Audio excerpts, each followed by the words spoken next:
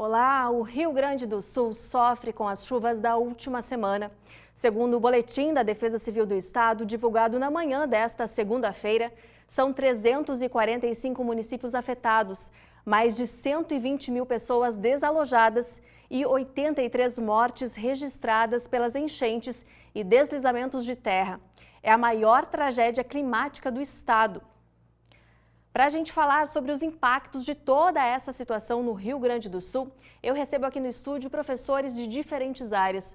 O economista, professor Matheus Froza, do curso de Administração aqui da UFN, o professor Germano Possani, do curso de Engenharia Química e de Engenharia Ambiental e Sanitária, e o professor Márcio Floss, do curso de Engenharia Civil. Sejam bem-vindos, professores. Obrigado.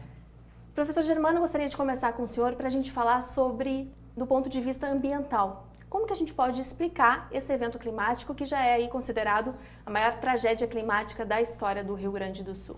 Olá, Bruna, telespectadores, professor Márcio, professor Matheus. Primeiramente, entender o momento que a gente vive, que é um momento de mudanças climáticas, de aquecimento global. Entender que esse não foi o primeiro fenômeno desse tipo e que existe uma tendência de que esses fenômenos extremos se tornem cada vez mais comuns. Então, esse é o primeiro ponto que a gente precisa ter consciência do que está acontecendo. Em segundo ponto, também entender um pouco da nossa geomorfologia aqui do estado, né? Nós temos várias regiões, por exemplo, de cidades que têm rios próximos, rios com grande volume dentro de vales, por exemplo, ou até mesmo regiões que são regiões mais planas, né? Então toda essa água ela acaba se acumulando nessas regiões e acaba causando essas enchentes. Somado ao fato, então, de que o evento que nós tivemos foi um evento extraordinário, então tudo se potencializa e causa toda essa devastação que nós vimos. Vamos para a infraestrutura agora, professor Márcio. A gente viu aí pontes caíram, né, estradas bloqueadas. Qual é o diagnóstico que o senhor faz? Dá para a gente afirmar que não estamos preparados nem de perto, né, para um evento como esse? Exatamente. Não simplesmente por ter sido um evento extremo, né, mas a gente já viu em outras situações, nas enchentes de setembro, novembro, que toda a infraestrutura acaba sofrendo um impacto muito grande. E nesse momento, praticamente, a infraestrutura do estado sofreu colapso, né? Não foram apenas algumas estradas, algumas pontes sofrendo pequenos impactos, não permitindo fazer a travessia, mas outras foram realmente o colapso total. Fora isso, algumas quedas de barreiras, né? Então taludes que se romperam, árvores que caíram, que acabam impedindo toda uma locomoção para poder também chegar a facilidade de resgate e fazer o atendimento de fato à população que sofreu com todos esses impactos, né? Então a infraestrutura realmente acaba gerando um impacto magnífico aí a ponto de cidades inteiras ficarem abaixo da água, né? E claro que tudo isso tem um impacto econômico, né, professor Matheus? A gente já vê aí pessoas reclamando de preços elevados em supermercado, problema de logística com os bloqueios de estrada. Como que isso impacta na questão econômica? Na verdade, já impactou e esses reflexos econômicos que também acabam se refletindo na infraestrutura, o econômico eu digo lá no hortifruti, lá na hortaliça, isso é de um dia para o outro, tá? A questão da água, a questão do combustível, isso também. Isso é muito dinâmico, é muito curto prazo. Mas em termos de infraestrutura, em termos de orçamento, nós estamos falando de um acontecimento que vai te demorar, vamos falar, 90 dias, no mínimo. Talvez para reconstruir 30%, 40% em relação aos acessos que nós estamos tendo aqui. Então vai demorar. É algo de longo prazo que a gente vai sofrer, a gente vai demorar também restabelecer também a questão do consumo. E tem um detalhe muito importante, todas essas chuvas que ocorrem, as pessoas, de certa forma, elas também deixam de consumir. Deixam de ir na loja de roupa, deixam de cortar o cabelo, deixam de ir no xerox. E elas começam a mudar o seu comportamento, porque está chovendo muito e depois que passou essa chuva, eu parei de gastar porque eu sei que eu vou gastar muito no supermercado. Isso já está ocorrendo. Eu sempre costumo dizer, a solidariedade, ela é proporcional também à ganância que as pessoas têm. A gente vê isso com o preço do combustível, chegou a 6,08 aqui no município, depois as pessoas já mudaram o preço para 6,04, mas lembrando que era 5,89, e também no preço da água. Nós encontrávamos sim a água de 500 ml a 89 centavos no mercado, e hoje é mais barata a 1,29, eu olhei antes de vir para cá, lá na nota fiscal gaúcha. Então, o que isso quer me dizer? que o pessoal do mercado está aumentando o preço para restringir o consumo até restabelecer o seu estoque. E quem é que perde com isso? Perde com isso as pessoas de menor poder aquisitivo. Isso está claro, isso nós temos que esclarecer para a população. A mesma forma que tem muita gente ajudando, tem muita gente também lucrando neste período, infelizmente. E a gente não pode deixar de falar também das pessoas que saíram para os supermercados desenfreadamente ali naqueles primeiros dias, fazendo estoques em casa, prejudicando aí também, né, o acesso de muitas pessoas não me surpreende. a alimentos básicos. Não me surpreende esse tipo de comportamento, a gente passou por isso na pandemia já. E lembrando que esse evento ele começa dia 29 e a grande maioria das pessoas não receberam ainda. Então, quem adotou essa medida, que foi para o mercado, encher o carrinho, encher água, até briga em mercado teve por causa de água, essas pessoas estão agindo de forma que eu tenho mais, eu me imponho mais, eu compro mais, o restante é o problema do outro. E como é que essas pessoas aprendem, Bruna? Elas aprendem hoje. Está todo mundo sem internet. Só está com internet em casa. Os celulares estão basicamente sem acesso. A maioria aprende porque todo mundo está sem água em casa também, ou tem que racionar a água. Como eu falava antes em off com o professor Germano aqui, talvez as pessoas tenham que sentir a dor para aprender com ela. E é importante a gente destacar que o PROCON alerta também que, diante de preços abusivos nos supermercados, que seja feita aí a denúncia para o PROCON, né? Os contatos estão aí na tela aparecendo, que o pessoal denuncie para não... E que o PROCON também diga quais são esses mercados. Eu acho que denúncia deve ter bastante. Que o PROCON diga qual que é os mercados, qual que é o posto de combustível que está praticando esse tipo de situação. Para a população, de fato, saber aonde consumir e em quem confiar. Exato. Professor Germano, vamos falar de aquecimento global, né? Em função de tudo isso que a gente está vendo, se deve muito a isso, né? E daí todos nós somos os responsáveis. O que o senhor poderia dizer sobre isso? Eu acho que um ponto importante, Bruno, é nós repensarmos o nosso modelo de consumo, né? A forma como a gente adquire as coisas, né? Muito dentro ainda daquilo que o professor Matheus comentou agora, né? De às vezes alguns consumos exacerbados, quando, né, as pessoas se levam muito pelo seu lado emocional também nesses momentos. Mas eu acho que tudo isso passa, Bruna, por uma questão de conscientização. Conscientização das pessoas, dos indivíduos, né? Tentar entender isso que a gente está vivendo. E também um pouco da questão dos órgãos públicos, né? Seja a nível municipal, a nível estadual, a nível federal. Em termos da gente lidar com essa situação, né? A gente talvez se preparar melhor para eventos assim no futuro, penso que nós deveríamos ter, para além da questão da conscientização, maiores investimentos. Investimentos, por exemplo, no Serviço Geológico Brasileiro, que é o setor responsável pelo levantamento desses dados de topografia, né, de dados talvez de escoamentos de alguns rios, porque a partir desses dados, desse maior número de dados, a gente vai ter condições de realizar, por exemplo, simulações. Então, por exemplo, eu tenho a previsão de que haja uma chuva muito forte agora nos próximos dias. Se nós tivermos bastante dados suficientes para isso, a gente poderia ter uma precisão maior frente ao que vai acontecer. E a partir disso, os governos terem políticas públicas de orientar melhor a população. Olha, a gente vai ter uma enchente, então a população desse bairro vai para esse local, né? Se organizar também, porque muito do que a gente também estava comentando aqui em off entre os professores, é que muito do trabalho que está acontecendo agora está vindo muito dos voluntários também, né? Além do poder público. Então a gente precisa desenvolver uma cultura, né? E tudo isso não passa por outro caminho, senão da conscientização de investimentos necessários nos setores devidos. Investimento e planejamento, Exato. né? Tanto pela essa questão de estradas e pontes, agora na reconstrução, né, professor? Se atentar para isso. Muda, diante de um evento como esse, questões de referência para futuras construções? Esse é um ponto que na engenharia civil demora um pouco mais de tempo para tomar um caminho de discutir novos números, vamos dizer, novos pontos históricos, enfim, mas há necessidade de se discutir isso. Todas as grandes obras, uma barragem, uma ponte, se trabalha com as cheias de projeto. Então isso é muito valores históricos, muito por conta da parte hidrogeológica, recursos hídricos, enfim, mas para fenômenos que aconteciam antigamente. Agora, em praticamente 9 meses, 3 enchentes muito intensas, deve-se pensar novamente em novos modelos, atualizar esses números, por conta que as vazões que estão chegando nas barragens, chegaram a vazões extremas. Um exemplo é a nossa barragem aqui próximo, Dona Francisca, em que a vazão de projeto era 10 mil metros cúbicos por segundo. Isso são 10 milhões de litros por segundo. E ultrapassou muito esse valor. Então, ela conseguiu se manter estável, né?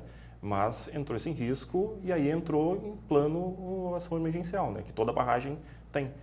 Mas, além disso, a gente deveria começar a se pensar nessas regiões de inundações. Então, tem que ter planos mais efetivos, mais pontuais em vários pontos para conseguir dar vazão não à água, mas sim às pessoas que precisam sair desses pontos críticos, né? Nas pontes, então, elevar as cotas mínimas que elas devem estar instaladas para poder dar vazão para que o corpo hídrico possa passar por baixo delas e ela suportar. Então, vamos talvez maiores. Então, tem que realmente se rediscutir todos esses modelos aí para deixar de que a gente use da desculpa de sempre que foi um caso extremo, não tinha o que fazer. Não, tem que se pensar. Então, a partir desses dados históricos, se pensar em novas alternativas para o futuro. Então, aprender com os erros e não simplesmente dar desculpas, né? A gente vê aí também a questão das moradias, né, nas encostas, né, nos pés de morro, houve os deslizamentos. Como também fazer políticas para que as pessoas não voltem para esses locais, né? Porque, como a gente falava, cada vez vai ser mais comum. E daí, com isso, as pessoas vão ter que sair de novo, e de novo, e de novo, e tragédias piores podem acontecer. Como repensar isso, professor? Aí é outro ponto também muito cultural, né, do Brasil, de acabar se instalando nesses pontos, né, vulneráveis para nesses casos. E o maior risco é que essas encostas elas não ficam estáveis quando para de chover. Elas ainda ficam instáveis por muito tempo. Então, o solo encharcado, saturado, ele reduz a resistência do material. Então, ele pode continuar com o tempo, logo em seguida, se movendo, se locomovendo e ocorrer recalques das casas que estão ali perto. Então, pode ocorrer alguns impactos mais pontuais, mas também pode acabar ocasionando o colapso total de um morro, de uma encosta ali, que como aconteceu em vários pontos aqui também da região. E a gente volta a falar aí de planejamento, né, professor Matheus, na questão, por exemplo, de programas habitacionais, né, para as pessoas. A gente não tem por hábito, porque eu digo sempre, a prevenção, ela não dá voto. Esse é o problema do Brasil. Prevenir não dá voto, mas uma tragédia dessa envergadura dá. Então parece que às vezes as pessoas fomentam que isso aconteça. E quando eu falo em prevenção, é desde a complexidade, como o Germano falou, de um plano de geologia, de recursos hídricos, o professor falou também da questão das barragens e das pontes, ok, de prevenção. Mas talvez coisas mais simples, como o reaparelhamento da Defesa Civil, como o reaparelhamento do Corpo de Bombeiros. Na quarta coluna inteira, Candelária eu tenho certeza, não tem o Corpo de Bombeiros. O Corpo de Bombeiros é civil. O Corpo de Bombeiros da região da quarta coluna fica em Restinga Seca. E eu não sei nem qual o efetivo, mas eu suponho que não é 30 pessoas. É isso que tem que ser rediscutido. Então, se eu não tenho um corpo de bombeiros, eu tenho que ter uma defesa civil. E uma defesa civil com o mínimo de infraestrutura. Não é uma caminhonete meia dúzia de corda. Lembrando que a nossa defesa civil do município fica lá no Tecnoparque, escondida lá. Quantos engenheiros nós temos na defesa civil? Quantos jet skis nós temos na defesa civil? São perguntas que precisam ser respondidas. Quantas pessoas com treinamento e salvamento eu tenho na Defesa Civil? Isso eu tenho que responder. Eu preciso responder esse tipo de pergunta. Que tipo de controle é feito nos índices pluviométricos aqui do município? Quantas situações de riscos eu tenho aqui? Quantas casas em situação de risco? Isso é planejamento. Porque até agora eu não vi. A questão é, quando eu tenho um plano de incêndio, a pessoa, nós fizemos treinamento aqui na UFN, todo mundo sabe para onde sair. Para onde sair e aonde tem que ir. E quais são as pessoas treinadas para isso. Pela CIPA lá. Beleza. E agora, e nesse caso aí, qual que é o planejamento? Qual que é o passo 1, o passo 2, o passo 3, o passo 4, o passo 5? Nós não temos. A gente só sabe quando ocorre uma adversidade como essa, que nós temos que para o CDM levar mantimentos, que nós temos para o CDM levar roupa. É só isso que a gente sabe. E fora isso, então a gente precisa urgentemente responder essas perguntas. Para uma última rodada de perguntas, professores, em função do nosso tempo, eu gostaria de saber de vocês o que fazer daqui para frente e qual é o papel da universidade, né? A gente falou muito na questão de dados, de planejamento, o papel da universidade dentro desse contexto para colaborar, né, com essa recuperação do nosso estado. Professor Márcio. Bom, tem alguns aspectos que podem se melhorar, no que foi comentado de haver essas discussões, dessas cheias, enfim, ter um grupo de estudo para fomentar pesquisadores, estudantes, enfim, e melhorar os modelos para a simulação. Então, realmente apontar quais são as regiões que são, de fato, frágeis em diversos momentos. Então, não apenas no momento histórico como esse, mas se ocorrer um índice pluviométrico de 100 milímetros, quais as regiões vão ser afetadas? 150, 200? Então, ter várias fases em que daí nós sabemos, de fato, o que vamos precisar fazer. Quem vai ser afetado, qual a infraestrutura que nós precisamos para enfrentar essa situação. Então, a parte logística, muito do que o professor Matheus comentou, né? Então, aparelhar a Defesa Civil, os bombeiros, para ter realmente equipamentos e não, mais uma vez, depender dos civis para conseguir fazer o salvamento com toda a infraestrutura que eles estão apresentando. Né?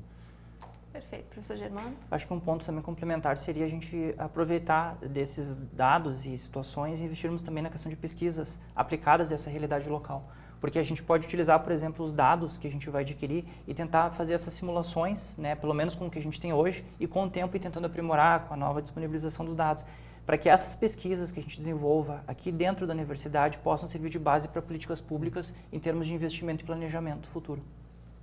Professor Matheus? Conscientização, eu acho que a nossa função é essa. Hoje eu entrei em sala de aula de manhã falando sobre isso, sobre os reflexos que essa tragédia tem, que a pessoa precisa se conscientizar.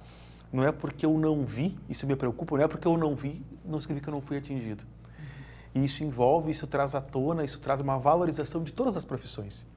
Os guris aqui da engenharia, valorizar a profissão do engenheiro, do próprio jornalista, a questão do combate da fake news, e continua tendo fake news.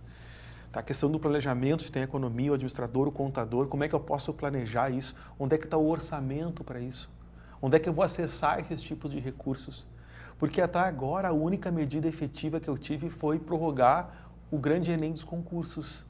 Até agora a gente não falou em liberar o FGTS, até agora a gente não falou na questão do Minha Casa Minha Vida para essas famílias, até agora a gente não falou no prorrogamento do imposto de renda ou dos impostos, nós não falamos também sobre isso. A gente virou, na verdade, do dia 1º para o dia 2, com o aumento do ICMS do governo do Estado. É isso de fato que aconteceu. Isso é um fato. Isso não é política, isso é um fato. Então, nós precisamos agir mais e planejar mais e ser cada vez mais claro nesta comunicação. Muito obrigada pela presença de vocês aqui. Até uma próxima oportunidade. Esperamos, né, que tudo se recupere da melhor forma possível. Obrigada. Até mais. Até mais. Gente, nossa equipe conversou com uma professora do curso de enfermagem e conta agora quais são os cuidados fundamentais durante eventos climáticos como esse que assola todo o nosso estado. Eu converso agora com a Bruna Kleinert. Ela é enfermeira e professora do curso de enfermagem aqui da Universidade Franciscana e vai nos ajudar com algumas dessas questões. Bruna, me conta um pouco então quais são as principais doenças que podem ser transmitidas pela enchente. As principais doenças que podem ser transmitidas nesse período agora das enchentes, então, é a leptospirose, o tétano, questões, né, de agravamento, aumento da dengue, hepatite A também, doenças relacionadas a alterações gastrointestinais, né, de episódios diarreicos agudos. Além disso, é importante considerar, né, os acidentes com animais peçonhentos nesse período, como, por exemplo, né, escorpião, aranha, cobras, que de certa maneira, né, vão se abrigar em locais mais secos. E Bruna, neste momento, quais são os principais sintomas então que as pessoas precisam ficar em alerta? Os principais sintomas, então, estão relacionados à questão de náuseas, né, dores abdominais após ter consumido água não filtrada, não potável, né. Doenças de peles também são alguns dos principais sintomas. E Bruna, na medida que as águas começam a baixar, as pessoas começam a retornar às suas casas, né, para aquele, né, momento de limpeza. Quais são as medidas que elas precisam tomar, precauções, então, para evitar esse tipo de doença e transmissão? As principais medidas, então, de precaução que a gente orienta, né, é manter o ambiente limpo, né, fazer também o uso frequente da higienização das mãos. Além disso, a gente orienta também medidas de prevenção, como o uso de botas, né, um calçado fechado. Caso a população não tenha, se orienta a usar também algum saco plástico por cima do calçado no momento que está fazendo a higienização desses locais. Santa Maria, como muitas cidades do estado, está então com racionamento de água. Porto Alegre, por exemplo, pode sofrer um colapso no abastecimento de água e também da energia elétrica. Quais são os cuidados que as pessoas precisam tomar ao consumir a água que vai chegar até as torneiras? As principais medidas, então, né, de prevenção e cuidado é usar água filtrada ou ferver a água, né, durante esse período agora, onde a gente está vivenciando, né, uma alteração climática, enchente. Então, várias alterações aqui no município, né, como a gente tem identificado em decorrência, né, até de abastecimento das águas. Então, se orienta, né, principalmente filtrar ou ferver a água que está fazendo, né, o uso. Além disso, ter o cuidado com a questão do armazenamento dessa água, né, num recipiente limpo. Outra questão extremamente importante é o uso dos alimentos, né? Não usar alimentos contaminados, né? Evitar a questão da higienização, a lavagem, o armazenamento de também todas as questões saladas, frutas, verduras, né? É importante nesse período. Muito obrigada, Bruna, pela sua participação aqui no Universo Acadêmico, e a UFN TV segue acompanhando, então, esse trágico momento que o Rio Grande do Sul passa. Agora a gente fala sobre saúde mental. Nós conversamos com o professor Diogo Costa, do curso de Psicologia, sobre a importância da comunidade ter acesso a atendimentos psicológicos neste momento tão difícil de perdas e incertezas. Estamos aqui com o professor do curso de Psicologia, Diogo Costa, para falarmos sobre saúde mental nesse momento de instabilidade, de emergência, né, de tragédia que estamos vivendo. Sabemos que é ainda mais importante nesses momentos falarmos sobre a saúde integral das pessoas, né, saúde coletiva, e nesse aspecto precisamos olhar para a saúde mental. Então, professor, eu gostaria que o senhor nos falasse um pouco sobre a atuação da psicologia, né, nesses momentos de emergência, junto de outros profissionais, né, da área da saúde, de outras frentes que buscam, então, restabelecer esse bem-estar da nossa sociedade. O profissional da psicologia, ele vai procurar fazer esse olhar de entender as relações entre as pessoas, as relações familiares, as relações desse indivíduo na comunidade. E nesse momento caótico que a gente está vivendo, né, é importante a gente pensar que esses recursos, por si só, eles são extremamente ricos para garantirem um retorno a um senso de normalidade, de identidade, de o que sou eu novamente em frente a toda essa desorganização externa que, né, obviamente vai repercutir internamente, né? Então é mais do que esperado que as pessoas entrem em situações de extremo estresse, de extrema angústia, de tristeza profunda, de lutos de diversas formas, né? Porque a gente está vivendo algo que desestrutura totalmente o nosso cotidiano, né?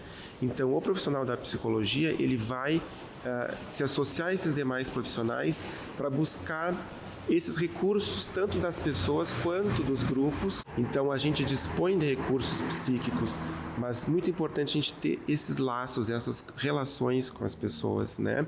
E pensando nesse compromisso ético, né, e profissional do psicólogo, aqui na UFN nós temos o NAD, né, um núcleo que possibilita essa escuta, né, dessas narrativas das pessoas. Nesse momento o NAD está se mobilizando para atender as demandas da calamidade que nós estamos passando. O senhor poderia falar um pouquinho sobre como vai funcionar esse atendimento, né, para as pessoas aqui da instituição, para as pessoas aqui da UFN? Ele é um núcleo que atende a diversidade, então, humana, né, como a própria sigla diz, né, NAD. É um espaço de acolhimento, né, de encaminhamentos, né, de poder dar esse primeiro suporte emocional para quem precisar, certo? Muito obrigado, professor, pela entrevista, pela disponibilidade. Seguimos, né, buscando acolhimento, ressignificação para enfrentar essa calamidade que estamos vivendo aqui no Rio Grande do Sul. O Tá na Mídia de hoje discute a cobertura da imprensa durante essa tragédia climática.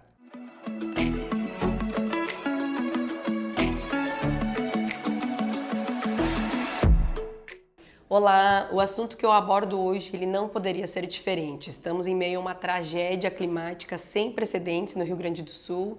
As imagens elas são impactantes e para quem não teve grandes impactos materiais diretamente, busca dar dimensão ao quanto isso é devastador na vida de milhares de pessoas.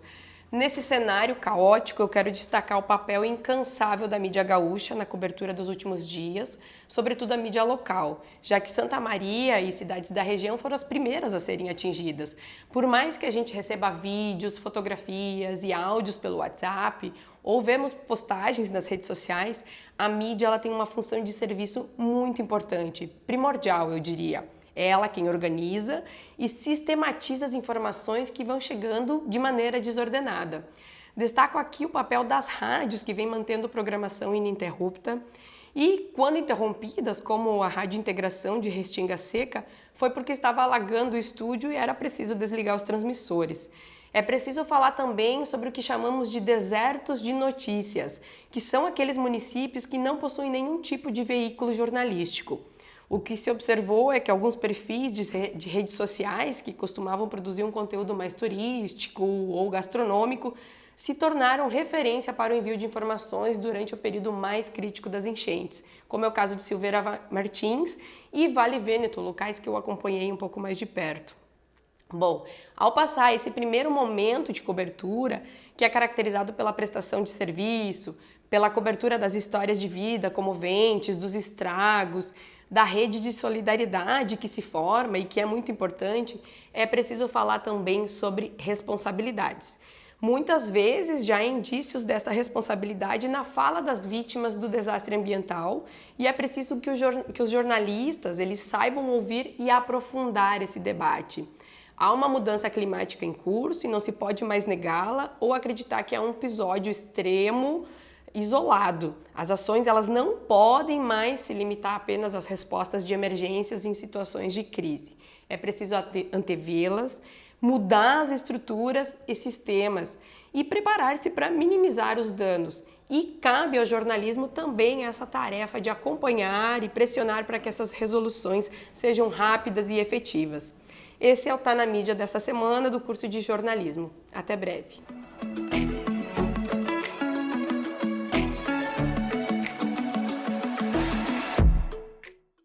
Vários cursos da Universidade Franciscana estão mobilizados para ajudar as vítimas das enchentes na região. Alunos e professores arrecadam donativos e também atuam na linha de frente como voluntários.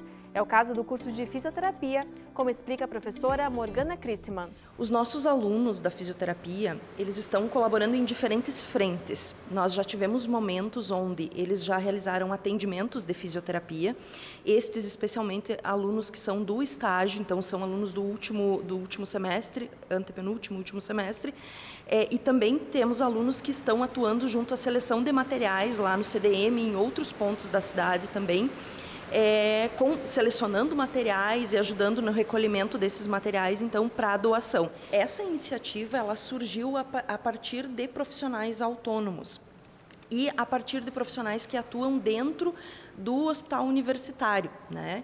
Então, ela surgiu a partir desses profissionais que são autônomos e que atuam no município como um todo. E a partir disso, a Universidade Federal de Santa Maria e a Universidade Franciscana acabaram se enganjando nas ações.